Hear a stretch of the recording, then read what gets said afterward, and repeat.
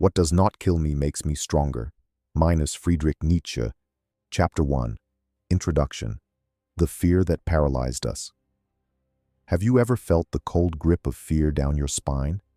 That paralysis that prevents you from taking the next step, pursuing a dream, or facing a difficult conversation? Whether it's the fear of failure, rejection, loneliness, change, or even the fear of your own greatness, it lurks, limits us, and keeps us trapped in an illusory comfort zone.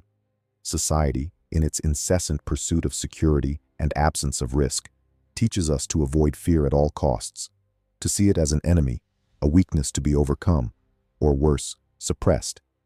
But what if what you were told about fear was fundamentally wrong?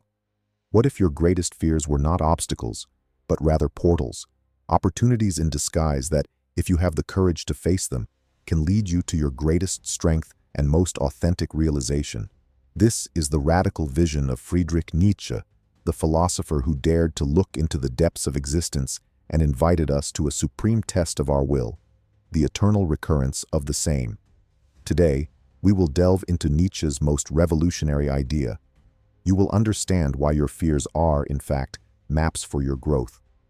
You will discover how the eternal recurrence is not a cosmology, but a powerful tool to measure your life. And finally, you will learn to transvalue fear, transforming its paralyzing energy into an unbreakable creative force. Prepare yourself, for what you are about to hear can forever change your relationship with fear and with life itself. Chapter 2. Fear as an ununderstood sentinel. For most people, fear is a signal to retreat, a red alert for weakness. But for Nietzsche, fear is not inherently good or bad. It is an energy, a primal response of our body and mind to something we perceive as a threat or a challenge. Think about the history of humanity. Fear warned us about real dangers, helping us survive. But in our modern world, many of our fears are mental constructs, phantoms we create in our own minds. Fear of judgment, fear of uncertainty, fear of not being enough. When we refuse to feel fear, when we suppress it or try to ignore it, it does not disappear. It disguises itself, infiltrating our lives as chronic anxiety, procrastination, aversion to risk, or even as a disguised resentment against those who dared to go beyond. Society encourages this suppression, urging us to stay within safe limits, not to disturb the herd. But it is precisely in this avoidance that we lose the opportunity. Fear, in its raw form, is a sentinel. It points to where your edges are, your limits, your growth zones. Where fear is most intense, there lies the greatest opportunity for your expansion. For Nietzsche, we can only become who we truly are by confronting and transmuting what terrifies us. Chapter 3. The eternal recurrence of the same, the radical test of your life. And it is here that we enter Nietzsche's most provocative idea, the eternal recurrence of the same. Imagine for a moment the scene. A demon approaches you in your deepest solitude and whispers, "This life, as you now live it, and have lived it, you will have to live once more, and innumerable times more, and there will be nothing new in it. But every pain and every joy, and every thought and every sigh and everything unutterably small or great in your life will have to return to you, all in the same succession and sequence." What would be your answer? Would you groan in despair? Would you curse existence itself? Or would you, at that very moment, with an ineffable sense of triumph, exclaim, "Yes, again, I want this life again and again and again"? This is not a cosmological theory about the universe, but a thought experiment. It is the supreme test of your ability to affirm life in its totality, with everything it contains, including your deepest fears, your most agonizing pains, your most humiliating failures. If you cannot say yes to a single pain, to a single fear, to a single regret in your life, to the point of wanting to relive it infinitely, then you are not living your life with the intensity and authenticity that Nietzsche proposes. The eternal recurrence forces us into radical self-responsibility. Every choice we make, every moment we live, gains immense gravity. If this is going to repeat infinitely, how do I want it to be now? It is an invitation to love your fate. Amor, Fati. It is not to resign oneself to fatality, but to passionately embrace every event, every emotion, every challenge, as if you yourself had chosen and loved it. Exercise of courage, affirming your fear with the eternal recurrence. Think of the greatest fear you are facing now, the one that paralyzes you most. Visualize that fear in detail. Feel it in your body. Now imagine that you will have to feel and live that fear in exactly the same way, infinitely. What is your first reaction? Breathe deeply.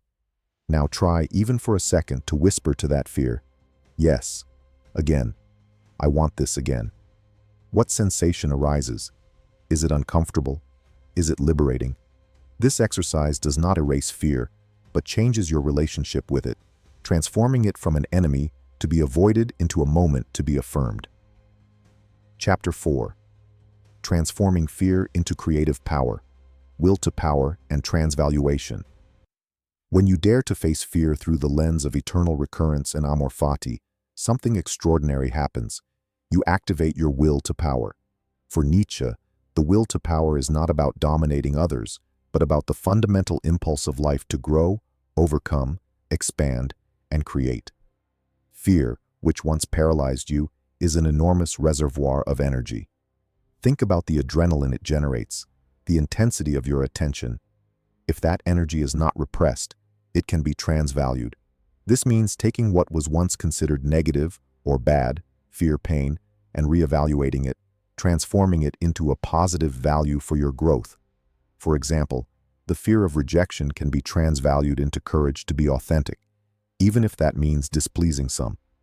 The fear of failure can become the audacity to experiment, knowing that every attempt, even if not successful in conventional terms, is a step towards mastery. The fear of uncertainty can be transmuted into a thirst for adventure and discovery. Great creators, innovators, leaders are not those who do not feel fear. They are those who learned to use fear. They feel it, but instead of shrinking back, they channel the energy of fear. Fear becomes the fuel for their courage, the alert for their preparation, the impulse for their action. Nietzsche invites us to be alchemists of our own soul, to transform the lead of fear and suffering into the gold of strength, wisdom, and self-affirmation. It is an act of supreme personal power, where you are no longer a leaf carried by the wind, but the captain of your own ship, navigating even the most terrifying storms. Exercise of the alchemy of fear, transvaluing your energy. Choose a specific fear you have now. It can be the same as in the previous exercise. Identify the energy that this fear generates in you. Tension, urgency, adrenaline, focus. Instead of using that energy to flee, how could you consciously transmute it into constructive action? E.g., if it's fear of public speaking, use the adrenaline to focus your voice and presence. If it's fear of change, use the urgency to plan and take the first step. What quality, courage, clarity, action do you want to emerge from this fear? Visualize fear transforming into that quality. This exercise is an act of will to power, converting what limits you into what propels you. Chapter 5. Conclusion. The awakening of the creator of strength. So, the next time the cold grip of fear assaults you and doubt paralyzes you, remember Nietzsche's radical but liberating diagnosis. Fear is not your enemy, and life does not expect you to live it without challenges. On the contrary, fear is your opportunity. It is the signal that points to your next level of growth. It is the raw energy that, if transvalued by your will to power, can propel you forward. And the eternal recurrence of the same is the ultimate test. Your ability to say yes unconditionally to life in its totality, with all its pains and all its fears. Embracing fear, loving it as an essential part of your destiny, your Amor Fati, is the path to becoming truly unbreakable. It is the path to being the artist of your own strength, the creator of your own greatness. If this message has resonated with you, if you are ready to stop fleeing and start transforming your fears into your greatest opportunities, write in the comments, "I embrace fear." Share this video with someone who needs courage. And of course, subscribe to the channel and activate the bell icon to continue challenging your thinking and building a life with a strength that nothing can shake. In the manner of Nietzsche, life does not wait for you. It waits for you to affirm it in its totality. The moment is now. Are you ready to make your fear your greatest opportunity?